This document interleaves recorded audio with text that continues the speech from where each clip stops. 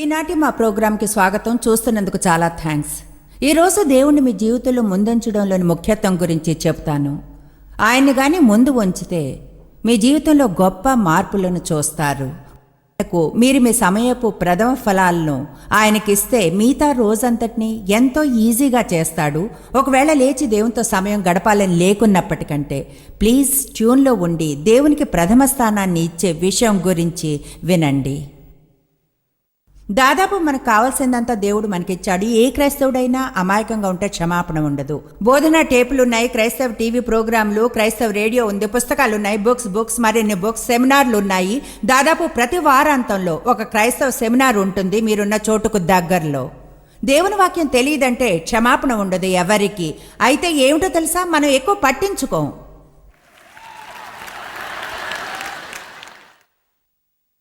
అది మింగడం కష్టం అని నాకు తెలుసు. అయితే మన సమయాన్ని దేనికై వెచ్చించాలి?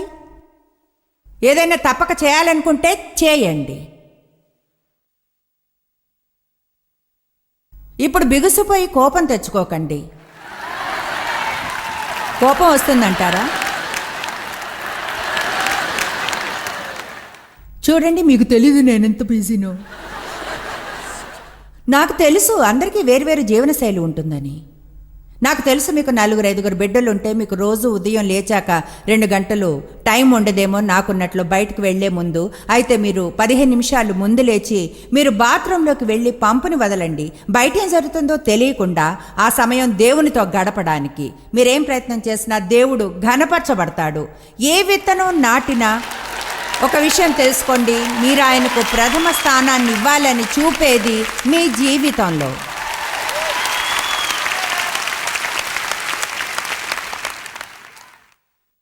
మీకు అసాధ్యమైంది ఏదో చేసి దాని నుంచి ఏదో కావాలనుకోడు దేవుడు.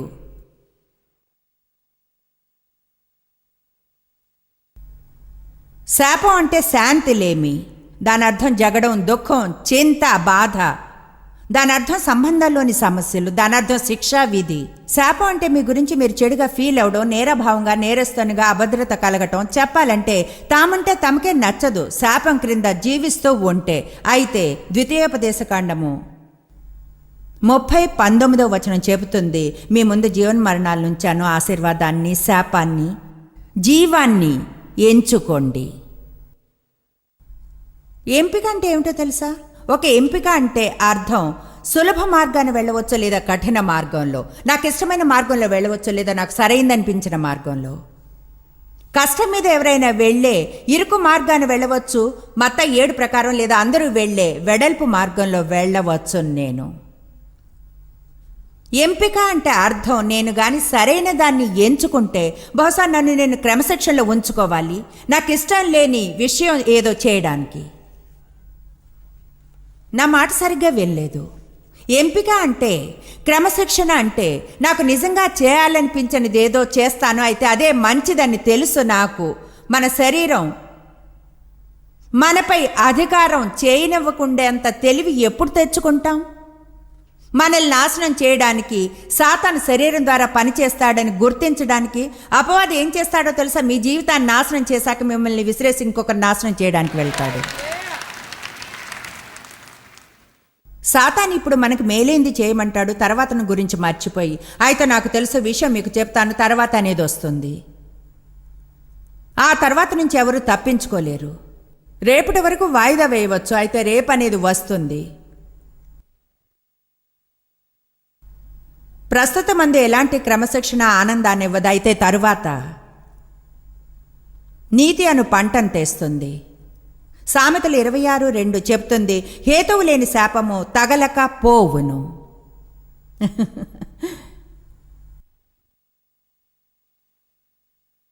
మీరన్న చొక్క నిమిషం, యేసు శాప నిబంధన నుంచి మనల్ని విడిపించాడా? శాపం గురించి నాకు చెప్పకు జాయిస్, కృప క్రింద జీవిస్తున్నాం. మీరందు నిజమే. అయితే తెలుసా, కృప పాపం చేయడానికి సాకు కాదు. కృప అలా చేయకుండా ఉండే శక్తి. మీకు కృప ఉంది సరే, దేవుడి నుంచి కృప పొందింది క్రమశిక్షణలో పెట్టుకుని సరైంది చేయడానికి. మీరు ఇటువైపు వెళ్ళాలని తెలిస్తే శరీరం ఇటు వెళ్ళాలంటే అప్పుడే ప్రార్థించాలి, దేవా సహాయం చేయి, సహాయం చేయి దేవా, సహాయం నాకు కృపనివ్వు, నాకు పరిశుద్ధాత్మ శక్తి నువ్వు సరైంది ఎంచుకోవడానికి, సహాయం చేయి దేవా, దీనికి కాదు అని దీనికి అవునని చెప్పడానికి, నా శరీరంలో వెళ్లకుండా ఉండేలా హెల్ప్ చేయి, నా ఫ్రెండ్స్తో వెళ్లకుండా హెల్ప్ చేయి, పరిశుద్ధాత్మ నడిపింపులో వెళ్ళడానికి.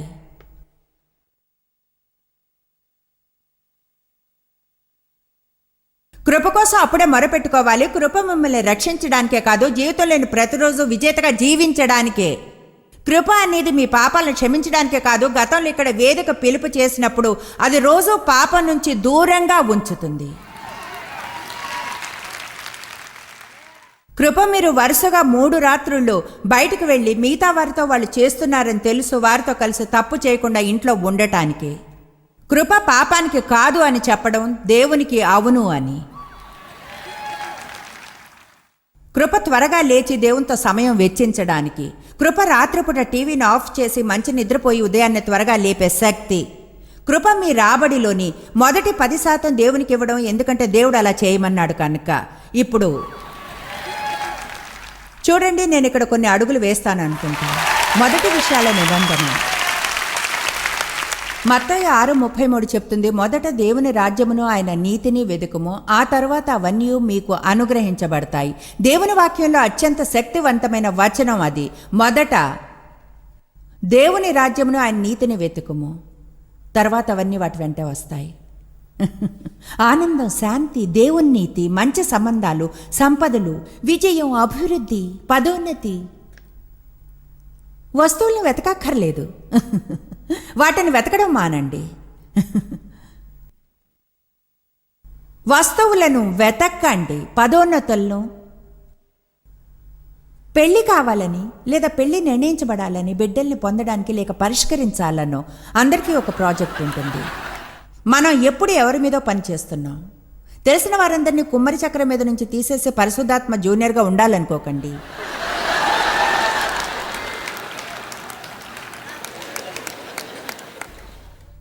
తర్వాత సాక్షులు అంటారు యోబు జూనియర్.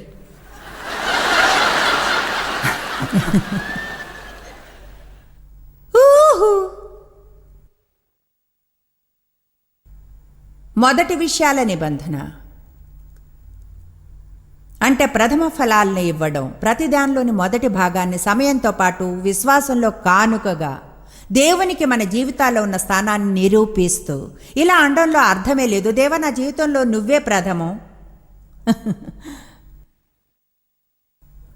ఆయనకి టైమే ఇవ్వకుంటే ఇవ్వడం గురించి ఆయన చెప్పింది చేయడం లేదు. ఇది మీ డబ్బును పొందడం గురించి కాదు. మీరు కానీ మీ రాబడిలోని 10% దేవుడికి ఇవ్వమనేది కానీ ఇస్తే, నాకు తెలుసు ప్రజలు అంటారు, లేదమ్మా నేను ఇవ్వలేను, అలా చేయలేను. మీకు ఐడియానే లేదు అలా చేస్తే మీ జీవితం ఎంతగా మారిపోతుంది. అది డబ్బు కంటే ఎక్కువ, దానికి మీ జీవితంతో సంబంధం ఉంది. మీ జీవితంలో ఏదో మార్పును తెస్తుంది మీ రాబడిలోని 10% ఇవ్వడం ఆరంభిస్తే. ఎందుకంటే అది మీ ప్రథమ ఫలం, అది మీరు కష్టపడ్డ దాని ప్రతిఫలం. దానికోసం కష్టపడ్డారు, మీరు దానికి అర్హులు, దానికై మీరు సమయాన్ని వెచ్చించారు. ఆ డబ్బు ఎక్కువగా మిమ్మల్ని చూపుతుంది. అది డబ్బు ఇవ్వడం గురించి కాదు, అది నిజంగా మీకు ఇవ్వబడింది. ఆదివారం నాడు క్రైస్తవులు ఎందుకు ఆరాధన ఆరంభించారో తెలుసా? శనివారం సబ్బాతు దినం, ఇంకా వ్యవహారపరంగా అంతే. అయితే తెలుసా క్రైస్తవులు ఆదివారం నాడు ఎందుకు ఆరాధిస్తారు? ఎందుకంటే ఆదివారం వారంలోని మొదటి రోజు. అప్పటి క్రైస్తవులు అనుకునేవారు, దేవుడు మన జీవితంలో ప్రథమం అని నిరూపిద్దాం. కనుక ఆదివారం నాడు మిగతా వాళ్ళు డబ్బు సంపాదిస్తుంటే, వాళ్ళని వాళ్ళు చూసుకుంటుంటే, మనందరం ఒక చోట గుమికూడి ఆరాధించి స్తుతించి వాక్యాన్ని చదువుతాము అని, దేవుణ్ణి నమ్ముతున్నామని, ఆయనకి ప్రథమ స్థానాన్ని ఇస్తున్నామని చెప్పడానికి. అలా ఆదివారం ఉదయం ఆరాధన ఆరంభమైంది. ఆమీన్. వాళ్ళొక పాయింట్ని చెప్పారు, దేవా నువ్వే ప్రథమం. దేవునికి ప్రతి దానిలోని మొదటిది కానీ ఇస్తే మిగతాదంతా ఆశీర్వదించబడుతుంది. ఆయనకి మొదటిది కానీ ఇవ్వకుంటే అంతా శపించబడుతుంది. నేను ఇది చదివాను, అధ్యయనం చేశాను. నేను కొంతమంది వ్రాసిన కొన్ని పుస్తకాలను చదివాను. వాళ్ళు పాత నిబంధనలోని విషయాలను చదువుతారు. అయితే చెప్తున్నాను, సరిగ్గా ఈ మొదటి ప్రథమ ఫలాల నియమం గురించి ఏం తెలుసుకున్నాను. దేవుడు ఇలా అండు, నాకు కొంచెం ఇవ్వండి. ఆయన అంటాడు, ప్రథమ ఫలాలను. మీరు కానీ ఆదికాండమును చూస్తే చెప్తుంది, కయీను తన పంటలో కొంత తెచ్చి ఇచ్చెను, హేబేలును తన మందలోని తొలిచూలునిచ్చాడు. దేవుడు హేబేలును అర్పణను లక్ష్య పెట్టెను, కానీ కయీను అర్పణను లక్ష్య పెట్టలేదు. కయీనుకు హేబేలు అంటే అసూయ. దేవుని ఆశీర్వాదం సహాయం పొందినందున చివరికి అతనిని చంపేశాడు. ప్రజలు చేసేది అది కాదా? వాళ్ళు ఇతను చేసిందే కరెక్టు, అతను మంచిని చేయాలనుకోలేదు. ఇప్పుడు అతనికి అసూయ, పగ, ద్వేషం సరైంది చేసిన వానిపై అందరికీ తెలుసా ఒకేలాంటి అవకాశం వస్తుంది. అదేదో ప్రత్యేకమైన వారికి కాదు, కోరిన వారికే దేవుని వాగ్దానాలు. ఏవి పొందాలనుకుంటే అది పొందుతారు. కోరిన వారికే దేవుని వాగ్దానాలు. ఏవి పొందాలనుకుంటే అది పొందుతారు. బైబిల్ పొందగలరని చెప్పినవన్నీ పొందగలరు. చాలా కాలం క్రితమే నేను నిర్ణయించుకున్నాను, నేను ఎవరినైనా ఏదైనా సరే పొందుతాను అని. నేను సాకులు చెప్పనని, దుర్వినియోగించబడ్డ నా గతాన్ని నిందించనని, నా పేరెంట్స్ని నిందించను. ఒక స్త్రీ అయినందున నేను దేన్ని నిందించబోను. నాకు మంచి విద్యాభ్యాసం లేనందున నిందించను. తప్పైన వ్యక్తినని, నేను ఇదని అదని ఇంకేదో అని, నేను ఎవరినైనా సరే హల్లెలూయా బైబిల్ నేనేం పొందగలనని చెప్పిందో అదేవైనా పొందుతాను. నేనెవరు? ఎవరైనా సరే. మీరెవరు? ఎవరైనా సరే.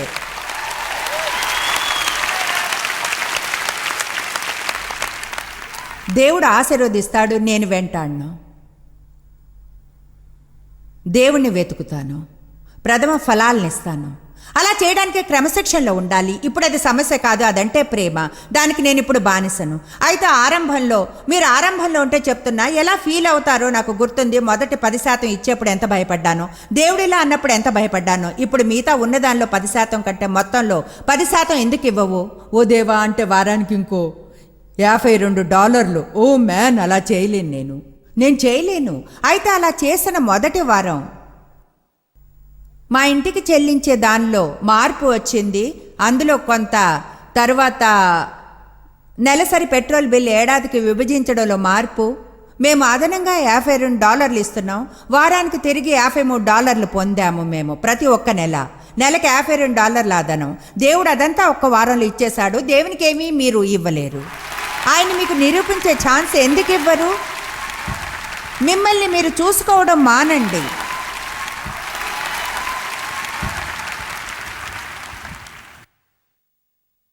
దేవునికి ప్రథమ స్థానం ఇవ్వకుంటే అపాయం ఉంటుంది, నిజంగా ఉంటుంది. దేవుడిని అడిగింది పొందినది కూడా మన జీవితాల్లోంచి పోతుంది. మీరు నిర్మించాలనుకున్న పెద్ద ఇల్లు ఇప్పుడు పొందరు. ఇప్పుడు దేవునికై సమయం లేదు, బిజీ, దాన్ని అలంకరిస్తూ శుభ్రం చేస్తూ. మీ పనిలో పదోన్నతి మిమ్మల్ని బిజీగా ఉంచుతుంది, అందుకని దేవుని కొరకు సమయం ఉండదు. పరిచర్యలో మీరు పొందాలనుకున్న స్థానం ఇప్పుడు దేవుని సేవిస్తూ బిజీగా ఉన్నారు, దేవునితో సమయం వెచ్చించే సమయం లేదు. కమాన్, పరిచర్యలో ఉన్న వారంతా చెప్పింది విన్నారా? అందరిలో బోధకులే హీనం. నా సమయాన్ని మీకు సందేశం బోధించడానికే వెచ్చించకూడదు. నా సమస్యలు నాకున్నాయి. నేను చదువుతూ ఉండాలి, నన్ను నేను పవిత్రంగా మంచిగా ఉంచుకోవడానికి. నేను ఎప్పుడు చదువుతూ దేవుని పట్టుకుని వేళ్లాడుకుంటే మంచిగా ఉండను. సహజంగా మంచిదాన్ని కాదు.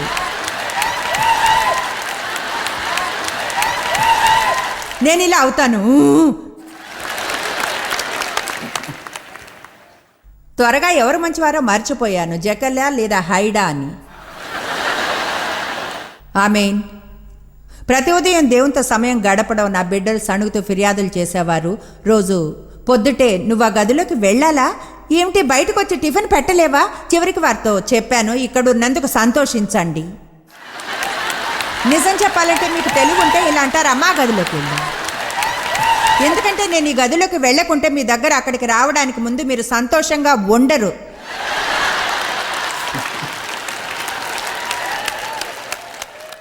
అదే పవిత్రంగా ఉంచుతుంది, అదే మంచిగా ఉంచుతుంది. దేవునితో సమయం గడిపితే మరింత బాగుంటారు. బైబిల్ చెప్పదు మిగిలిపోయినవి దేవునికి ఇమ్మని. మీ బిల్లులన్నీ కట్టేసిన తర్వాత, కావలసినవన్నీ చేసిన తర్వాత. నేను ఇంకా ఆగలేని మీకు చదివి వినిపించాల్సిందే. మలాకి 3:8. మానవుడు దేవుని యొద్ద దొంగిలినా అయితే మీరు నా యొద్ద దొంగిలితురి. దేని విషయంలో దొంగిలితమని మీరందరూ 10వ భాగమును ప్రతిష్ఠితార్పణలను ఇవ్వక దొంగిలితురు. దేవుడు వాటిని మీ నుంచి తీసుకోడు. ముందు 10వ భాగం, తరువాత కానుకలు. అసలైతే వచనంలో 10 అనే సంఖ్య ఎప్పుడు విమోచనపు సంఖ్య, అంటే 10%. ఇస్సాకు భార్య రెబకాకు 10 ఒంటెలు ఇవ్వబడ్డాయి. యోసేపు 10 మగగాడిదలను 10 ఆడగాడిదలను పంపాడు. కరువు సమయంలో ఐగుప్తు నుంచి తన తండ్రిని తిరిగి తీసుకురావడానికి 10 తెగుళ్లు ఉపయోగించబడ్డాయి. విడుదల కొరకు ఇశ్రాయేలీయులు పాటించడానికి 10 ఆజ్ఞలు ఇవ్వబడ్డాయి. 10% ఇవ్వడం వల్ల ఆశీర్వాదాలు పొంది శాపం నుంచి విడుదలవుతాం. 10% మన జీవితంలో విమోచనను కలిగిస్తుంది. ఆమేన్. దేవుడు నన్ను 10 గాడిదలను అడగడు.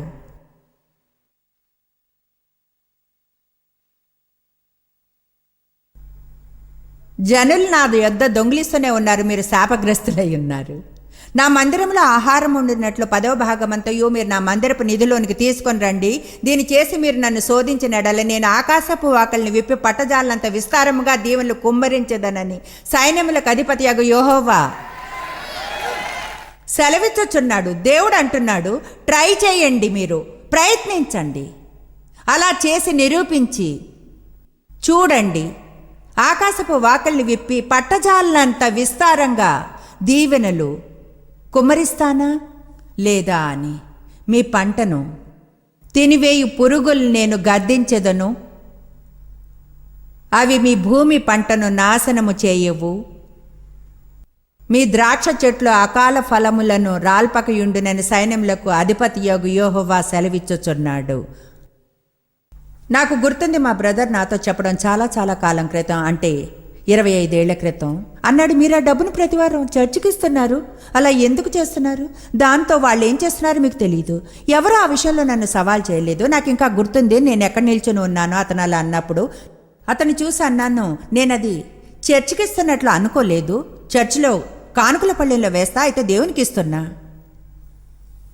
నా మనసులో దేవునికి ఇచ్చినట్లే అనుకుంటా. ఎవరైనా దాన్ని తప్పుగా వాడితే దేవుడే వారితో డీల్ చేస్తాడు, కానీ నేను దేవునికే ఇస్తున్నాను.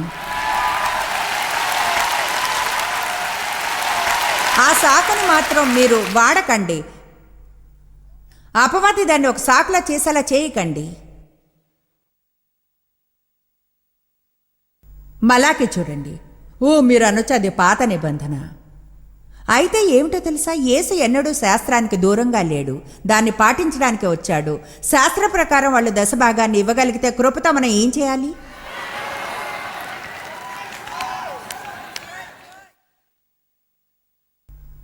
ప్రథమ ఫలాలను, శాస్త్రపు ప్రథమ ఫలాలు. దేవునికిచ్చింది ఏదైనా సరే పోదు.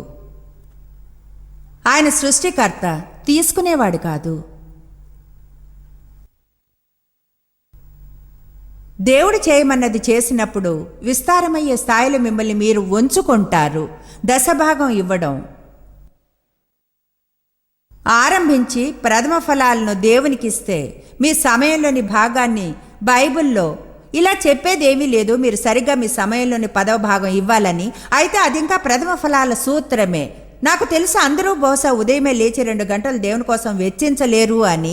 నేను నా జీవితాన్ని అలా చేసేలా ఏర్పాటు చేసుకున్నాను. మీకు తెలుసా, నాకు వ్యతిరేకంగా పెద్ద దాడి వస్తుంది, బ్రతికి బట్ట కట్టలేను ఒకవేళ అలాగాని చేయకుంటే. దేవుడే నాకు అది చూపాడు. ఆయన అన్నాడు, నాతో సమయం వెచ్చించుకుంటే నువ్వు జీవించలేవని. అపవాది నిన్ను చంపేస్తాడు. ఆయన చెప్పింది నేను నమ్మాను.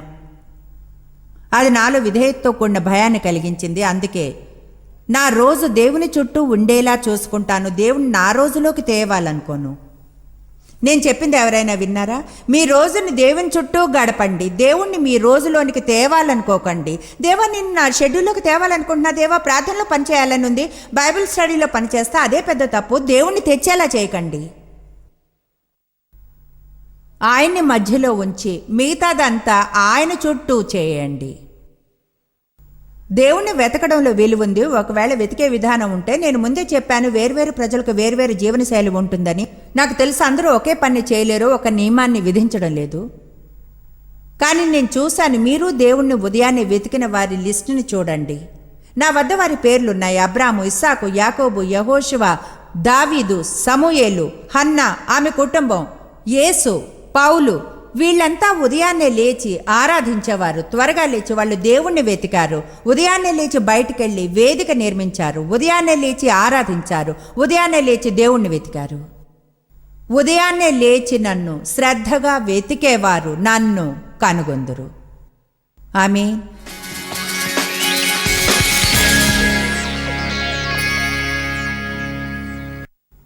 ఇంకొకసారి గుర్తు చేస్తున్నాను, దేవుణ్ణి ముందు ఉంచమని. ఆయనకి మీ జీవితంలో ప్రథమ స్థానాన్ని ఇస్తే మీరు చూడగలిగే అనుకూల మార్పులను చూసి ఆశ్చర్యపోతారు. ప్రజలకు ముందుంచండి. టీవీని చూస్తూ, పనిలో, షాపింగ్లో లేదా ఎటువంటి వినోదంలో అయినా అవి చేస్తే దేవుడు ఏమీ అనుకోడు.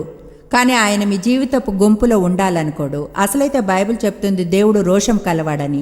మిమ్మల్ని ఎంతో ప్రేమిస్తాడు. మీ సమయాన్ని చూసి మత్సర వివరాలన్నీ వ్రాసుకుని ట్యూన్లో ఉండండి. నేను తిరిగి వచ్చి మీకు ముఖ్యమైన సందేశాన్ని ఇస్తాను. మీరు క్రీస్తుని మీ రక్షకునిగా, ప్రభువుగా స్వీకరించారా? ఒకవేళ లేకుంటే ఒక బలమైన సలహాని ఇస్తున్నాను. ఈరోజే విశ్వాసపు అడుగు వేయమని. నిరంతరం అంటే చాలా చాలా సమయం నిత్య జీవనాన్ని ఎక్కడో గడుపుతారు.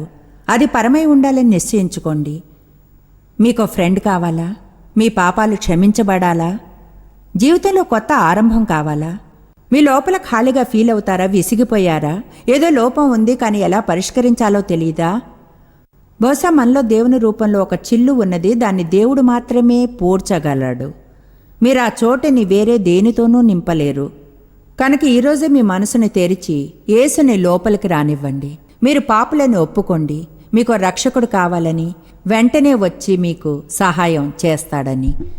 మీకు అలా చేయాలని ఉంటే నాతో కలిసి ఇప్పుడే ప్రార్థించండి. చాలా సింపుల్గా అది మీ జీవితాలనే మార్చివేయగలదు. తండ్రి దేవా, నిన్ను ప్రేమిస్తున్నా. యేసు, నిన్ను నమ్ముతున్నాను. నువ్వు కావాలి. నేనొక పాపిని. నా పాపాలకై నన్ను క్షమించు. నన్ను శుభ్రపరిచి కొత్త ఆరంభాన్నివ్వు. నిన్ను స్వీకరిస్తున్నాను యేసు, నా రక్షకునిగా, నా ప్రభువుగా. వచ్చి నా లోపల నివసించి నూతన సృష్టిగా చెయ్యి నన్ను. Thank you. నా జీవితంలో హెల్ప్ చేసినందుకు. ఆమేన్. తెలుసా, అది అంత సింపుల్ ప్రార్థన. మీరు అనుకోవచ్చు దాంతో ఏమవుతుందని. మీ జీవితంలో మార్పుని చూస్తారు నిజాయితీగా ఆ ప్రార్థనను చేస్తే. ఇది మీకు కొత్త ఆరంభం. మీ చేతికి నేను రాసిన ఒక పుస్తకాన్ని ఇస్తాం. అది మీకు దేవునితో మీ నడకలో హెల్ప్ చేస్తుంది. స్క్రీన్ మీద ఒక ఫోన్ నంబర్ ఉంది. ఏవైనా ప్రశ్నలుంటే లేదా ఈ పుస్తకాన్ని పొందాలి అనుకుంటే ఫోన్ చేయండి. ఎలాంటి ప్రశ్నకైనా జవాబు సంతోషంగా ఇచ్చి దేవునితో మీ నడకలో వెంటనే సహాయం చేస్తాం. మీకు చాలా thanks. God bless you. Joyce Meyer మినిస్ట్రీస్లో మీరు మాకెంతో ముఖ్యులు. మిమ్మల్ని అభినందిస్తున్నాం. మా ఫ్రెండ్స్కి, పార్ట్నర్స్కి థ్యాంక్స్. ప్రపంచవ్యాప్త పరిచర్యను సాధ్యమయ్యేలా చేసినందుకు. అందరం కలిసి ఆకలితో ఉన్న వారికి భోజనం పెడుతున్నాం, బీదవారికి బట్టలు ఇస్తున్నాం, ప్రజలకి సువార్తను అందిస్తున్నాం. మమ్మల్ని సంప్రదించండి లేదా ఈరోజే jmmIndia.org చూడండి. మీ ప్రార్థనా అవసరతలను పంచుకోవడానికి, జాయస్ సభల షెడ్యూల్ను చూడడానికి మరియు మాతో పార్ట్నర్స్ కావడానికి, ప్రపంచమంతటా క్రీస్తు ప్రేమను పంచుకోవడానికి.